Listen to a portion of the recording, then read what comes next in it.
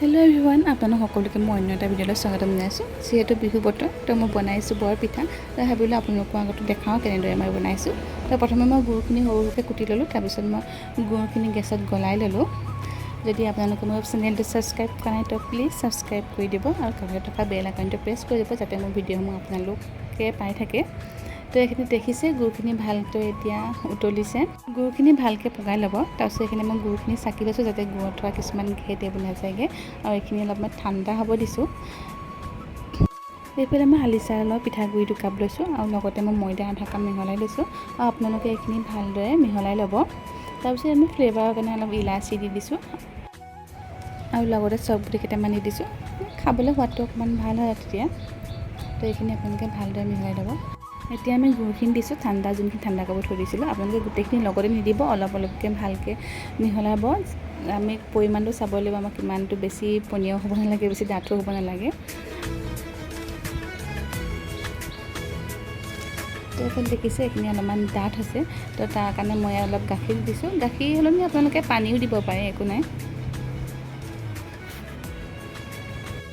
তো এইফালে এইখিনি অকণমান ডাঠি হৈ আছে, বেছি ডাঠ হ'লেও বেয়া, যিহেতু পিঠাটো নুফুলিব। তো সেইকাৰণে মই আৰু অকণমান গাখীৰ দি লৈছোঁ। তাৰ লগতে মই অলপ ঘিউ দিছোঁ। ঘিউটো আপোনালোকে নিদিলেও একো নাই, এনেই মোৰ ঘিউটো অকণমান দিলে তাৰ গোন্ধটো ভাল লাগে কাৰণে দি দিছোঁ। তো এতিয়া আপোনালোকে এইখিনি দেখিছিলে ধুনীয়া জোখত এতিয়া হৈ গৈছে।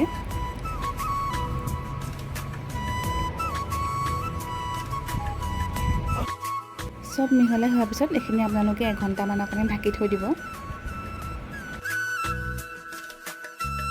1 ঘণ্টা সময় হৈ গ'ল। তো আমি এতিয়া এইখিনি বনাব পাৰিম। তো এবাৰ ভালকৈ চাই লওঁ, বেছি আকৌ ডাঠ হৈ গৈছে নেকি। নাই, এতিয়া চব বস্তুখিনি ঠিকেই আছে। পৰিমাণটো যিটো চব জোখত হৈছে কাৰণে এতিয়া ইমানটো জোখতে আপোনালোকে থ'ব। তো আমি এইখিনি ৰিফাইন তেলত ভাজিম। তো আপোনালোকে এটা এটাকৈ বনাব, যিহেতু বেছিকৈ আমি বনাব নোৱাৰোঁ। তো এইখিনি বনাওঁতে অকণমান তলটো হেৰি কৰি দিব, যাতে পিঠাটো তলত লাগি নধৰে আৰু পটককৈ উলটি নিদিব। দেখিছে আপোনালোকে পিঠাটো ধুনীয়াকৈ ফুলি গৈছে।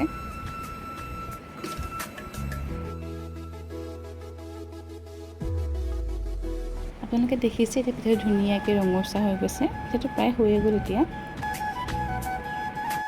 আপোনালোকেও ঘৰত বনাব পাৰে কম খৰচতে, যিহেতু বেছি সামগ্ৰীও ইয়াত দৰকাৰ নহয়।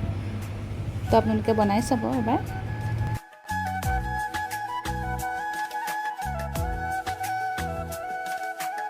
পিঠাখিনি বনাই মেলি হৈ গ'ল আৰু পিঠাখিনি খুব ধুনীয়া কোমলো হৈছে আৰু খাবলৈও বহুত ভাল হৈছে। আৰু আপোনালোকে আজি ভিডিঅ'টো কেনেকুৱা পালে জনাব কমেণ্ট কৰি। তো আজিলৈ বাই।